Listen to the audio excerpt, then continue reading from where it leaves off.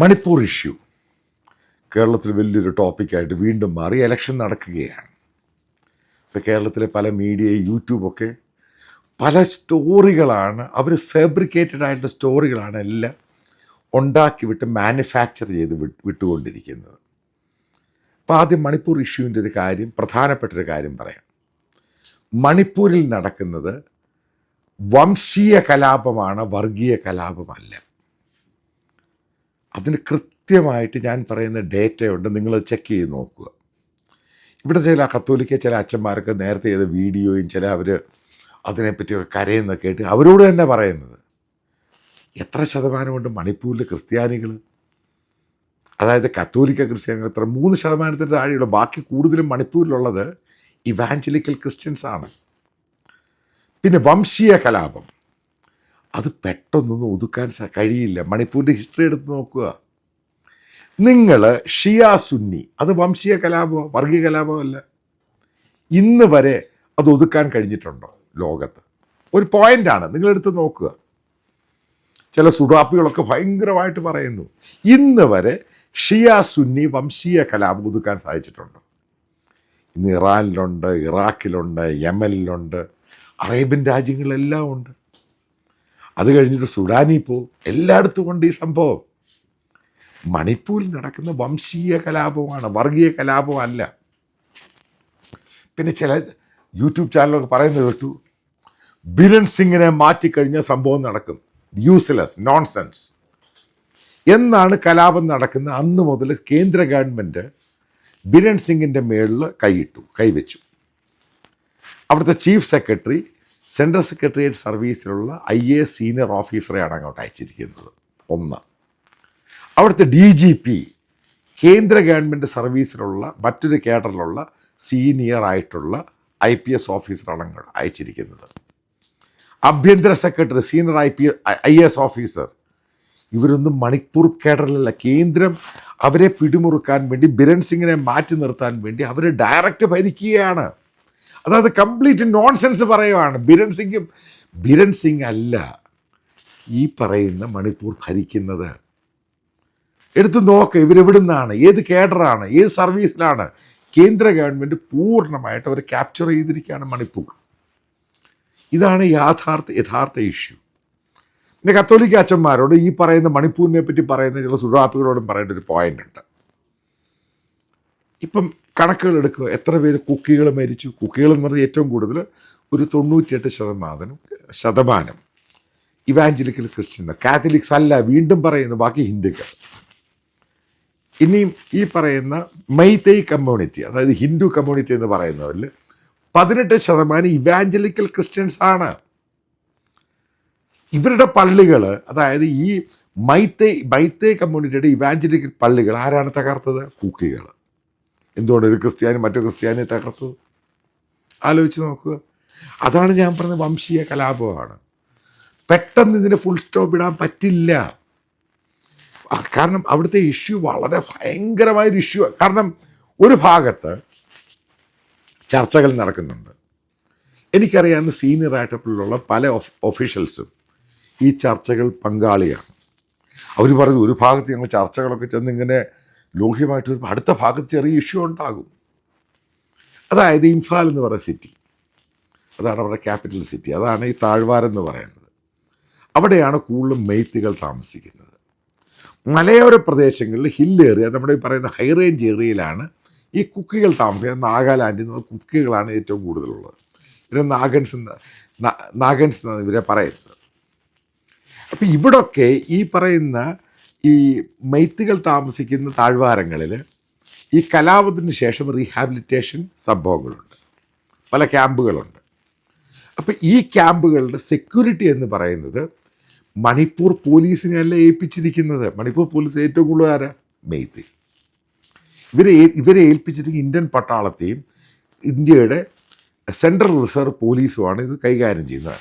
അതിൻ്റെ അകത്ത് CRPF ഉണ്ട്, CASF ഉണ്ട്, ഇൻഡോ ടിബറ്റൻ ബോർഡർ പോലീസ് ഉണ്ട്. ഇവരെയാണ് ഏൽപ്പിച്ചിരിക്കുന്നത്.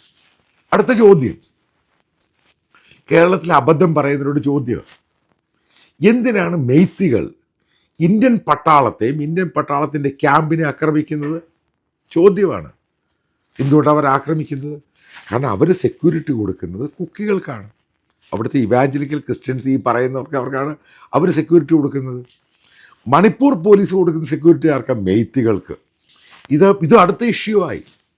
മെയ്ത്തികൾ എത്ര ഇന്ത്യൻ പട്ടാളത്തിലെ ഒഫീഷ്യൽസിനെയും, അതായത് പട്ടാളക്കാരെയും, അതേപോലെ തന്നെ അവിടെയുള്ള ക്യാമ്പുകൾ ആക്രമിച്ച് അവരുടെ തോക്കുകളും വെപ്പൺസും എടുത്തുകൊണ്ട് പോയി. നിങ്ങൾക്കറിയാം സംഭവം. എത്രയോ ഇൻസിഡൻ്റ് ഉണ്ടായി. അവരുപയോഗിക്കുന്ന തോക്കുകളെല്ലാം ഇന്ത്യൻ പട്ടാളത്തിൻ്റെ തോക്കുകൾ അടിച്ചു മാറ്റിക്കൊണ്ടുപോയി ഉപയോഗിക്കുകയാണ്. ഇത് റിയാലിറ്റിയാണ്. അതുകൊണ്ടാണ് ഇൻ്റർനാഷണൽ മീഡിയ നാഷണൽ മീഡിയന് പ്രാധാന്യം കൊടുക്കാത്തത്. പിന്നീട് രാത്രിയിൽ ഇവർ വന്നിട്ട് ഡ്രോൺ ഉപയോഗിച്ചിട്ട് ബോംബുകൾ ഇടുന്നു. ഉള്ള സംഭവമാണ്. RDX വെച്ച് സംഭവങ്ങൾ ഇടുന്നു.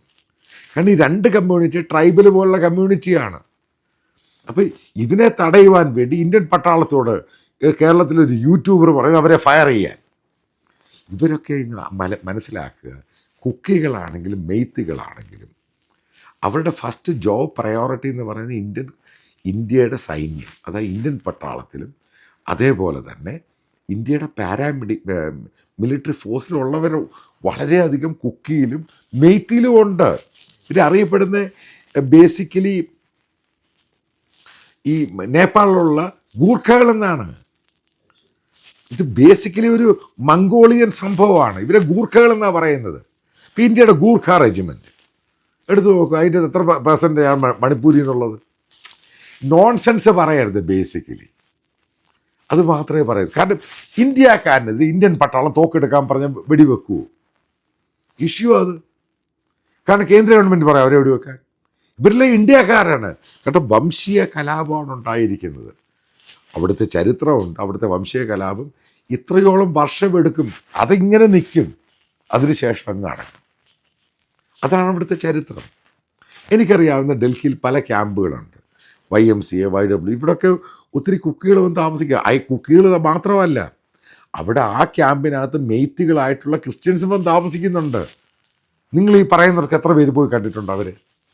കാരണം ഇവിടെയൊക്കെ ഞാൻ പോയിട്ടുണ്ട്. എനിക്കിവരെ അറിയാം പേഴ്സണലായിട്ട്. ഇവരൊക്കെ തന്നെ പറഞ്ഞതാണ് അവിടുത്തെ ഇഷ്യൂ എന്ന് പറയുന്നത് വംശീയതയാണ്, വർഗീയതയല്ല. അപ്പം കേരളത്തിലെ ക്രിസ്ത്യാനികളെ സംരക്ഷിക്കുന്ന രീതിയിൽ കേരളത്തിലെ കുറച്ച് സുഡാപ്പി ചാനലൊക്കെ പറയുന്ന സംഭവമുണ്ട്. ഒരു കാര്യം മനസ്സിലാക്കുക, ഇത് വർഗീയത 1% പോലും വർഗീയതയില്ല ഇതിൻ്റെ അകത്ത്. എത്ര മെയ്ത്തികളുടെ പള്ളികൾ തകർന്നു കണക്കെടുക്കുക. കാത്തലിക് അച്ഛന്മാർക്ക്, കാരണം അവരെവിടെയല്ല, മണിപ്പൂരിൽ അവരൊന്നുമല്ല. അവിടെ ഇവാഞ്ചലിക്കൽ ക്രിസ്ത്യൻസാണ്. അവർ പറയുന്നില്ലല്ലോ സംഭവം. കാരണം അവരുടെ ചർച്ചകൾ തന്നെ രണ്ട് കൂട്ടർ അടിച്ച് പൊളിക്കുന്നത്. ഇതാണ് റിയാലിറ്റി. അല്ലാതെ ഈ കേരളത്തിലെ ഇപ്പം BJPയുടെ വളർച്ച ക്രിസ്ത്യൻസ് പിന്തുണയ്ക്കുന്നു. അതിനെതിരായിട്ട് ഇവിടെ നടക്കുന്ന പല കേരളത്തിലെ മീഡിയ നടക്കുന്ന മുഴുവൻ ഫാബ്രിക്കേറ്റഡ് മാനുഫാക്ചേർഡ് സ്റ്റോറിയാണ്, കഥകൾ മെനയുകയാണ്. കാരണം നിങ്ങൾ നോർത്ത് ഈസ്റ്റുമായിട്ട് ആലോചിച്ച് നോക്കിക്കഴിഞ്ഞാൽ നോർത്ത് ഈസ്റ്റിൻ്റെ സ്വഭാവം ഇതാണ്. അവിടെ മാത്രമല്ല, എല്ലായിടത്തും. അതിൻ്റെ ഒരു ഭാഗമാണ് മണിപ്പൂരിൽ നടക്കുന്നത്. ഒരു 3, 4, 5 വർഷം എടുക്കും. പിന്നെ അതിൻ്റെ ഒരു സൊല്യൂഷൻ എന്ന് പറയുന്നത് ഞാൻ അറിഞ്ഞിടത്തോളം മെയ്ത്തുകളാണെങ്കിലും കുക്കികളാണെങ്കിലും സെപ്പറേറ്റ് ആയിട്ട് സ്റ്റേറ്റ് ഉണ്ടാക്കണം. അവിടെ 10, 12 മീറ്റർ വെച്ചാണ് ഇന്ത്യൻ സൈന്യം 2 കമ്മ്യൂണിറ്റിയെ മാറ്റി നിർത്തി അവിടെ സെക്യൂരിറ്റി കൊടുക്കുന്നത്. അത്രമാത്രം സെൻസിറ്റീവാണ്. ജിയോഗ്രഫിക്കൽ ഇഷ്യൂ ഇതുപോലെ പരന്ന് കിടക്കുന്ന സ്ഥലമല്ല, വളരെ കുത്തനെയായിട്ട് കിടക്കുന്ന മലയോരങ്ങളിലാണ് കുക്കികൾ. മറ്റവർ താഴ്വാരം എന്ന് പറയുമ്പോഴും അതും നിങ്ങൾ ജിയോഗ്രഫി എടുത്ത് നോക്കുക. വളരെ ഏറിയ ഭയങ്കരമായിട്ട് ദുഷ്കരമായ സ്ഥലമാണ്. ഒരു സ്ഥലത്തു നിന്ന് മറ്റേ സ്ഥലത്തോട്ട് പോവുക. ഇവിടെ വെച്ചാണ് ഫയറിങ് നടക്കുന്നത്. അപ്പം എന്താണ് സംഭവിക്കുന്നത് ആർക്ക് പ്രെഡിക്റ്റ് പോലും ചെയ്യാൻ പറ്റത്തില്ല. ഇവർ 2 കൂട്ടരും ഈ പറയുന്ന ട്രൈബൽ ഒളിപ്പോരാളികൾ വാർഫെയറിനകത്ത്, അതായത് ജംഗിൾ വാർഫെയറിൽ ഭയങ്കര മിടുക്കന്മാർ, ആ ടെറൈനിൽ ജീവിച്ചവരാണ്. ഇതുമെല്ലാം പ്രശ്നമാണ് അവിടെ. അല്ല, പിന്നെ മറ്റൊരു പ്രധാനപ്പെട്ട കാര്യം, ഇപ്പോൾ കുക്കികൾ താമസിക്കുന്ന സ്ഥലം, അതായത് ഹിൽ ഏരിയ, അപ്പോൾ അവിടെയെല്ലാം ഗവൺമെൻറ്റാണ് എല്ലാ സാധനവും എത്തിച്ചു കൊടുക്കുന്നത്. അവിടെ മണിപ്പൂർ രജിസ്ട്രേഷൻ ഒരു വണ്ടി അവിടെ കയറാൻ പറ്റില്ല. അവിടെയുള്ള ആസാം രജിസ്ട്രേഷനും മറ്റുള്ള നോർത്ത് ഈസ്റ്റ് രജിസ്ട്രേഷൻ, ബംഗാൾ രജിസ്ട്രേഷനുള്ള വണ്ടികൾ മാത്രമേ അവിടെ എൻട്രി ചെയ്യാൻ പറ്റൂ. കാരണം ആ ഇംഫാലിൽ നിന്ന് അവർ കയറ്റിവിടത്തില്ല. ഇതാണ് അവിടുത്തെ സ്ഥിതി. ഇപ്പം യാഥാർത്ഥ്യം എന്താണ്, സംഭവം എന്താണ് മനസ്സിലാക്കുക. കേരളത്തിലെ ക്രിസ്ത്യാനികൾ വരാൻ പോകുന്ന പാലക്കാട് തെരഞ്ഞെടുപ്പുമായിട്ട് ബന്ധപ്പെടുത്ത് മുനമ്പുമായി ബന്ധപ്പെടുത്തി ഈ പറയുന്ന അസംബന്ധം മാത്രമാണ്. കാരണം കാത്തലിക്സ് അച്ഛന്മാർക്കും അവിടെയുള്ള, അതായത് നോർത്ത് ഈസ്റ്റിലുള്ള അച്ഛന്മാർക്ക് ചെറുതായിട്ടൊക്കെ അറിയാം. പക്ഷേ ഇവർക്കൊന്നും സ്വാധീനമില്ലാത്തൊരു സ്ഥലമാണ് മണിപ്പൂർ. റിയാലിറ്റി അതാണ്. ഇവർ പറയുന്ന കഥകളെല്ലാം ബേസിക്കലി അടിസ്ഥാനരഹിതമാണ്. ഇത് മാത്രമാണ് ഈ കാര്യത്തിൽ എനിക്ക് പറയുവാനുള്ളത്.